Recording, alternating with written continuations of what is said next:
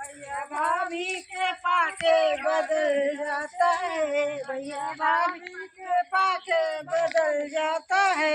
अपने मम्मी को मम्मी नहीं कहते हैं, अपने मम्मी को मम्मी नहीं कहते हैं, उनके मम्मी को मम्मी कहने लगते हैं, मम्मी को मम्मी कहने लगते हैं, अपने मम्मी को मम्मी कहने लगते हैं।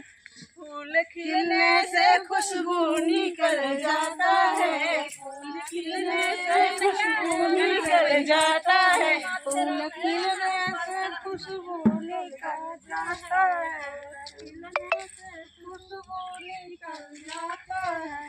अपनी चाची को चाची नहीं कहते हैं, अपनी चाची को चाची नहीं कहते हैं, अपने चाची को चाची कहने लगते हैं, उनके चाची को चाची कहने लगते हैं, उनके चाची को चाची कहने लगते हैं। फूल खिलने से खुशबू निकल जाता है, फूल खिलने से खुशबू निकल जाता है, फूल खिलने से खुशबू निकल जाते हैं, फूल खिलने से खुशबू निकल जाते हैं। अपने भाभी को भाभी नहीं कहते हैं, अपने भाभी को भाभी नहीं कहते हैं, अपने भाभी को भाभी नहीं कहते हैं, अपने भाभी को भाभी नहीं कहते हैं, उनके भाभी को भाभी कहने लगते हैं, उनके भाभी को भाभी कहने लगते हैं, उनके भाभी को भाभी कहने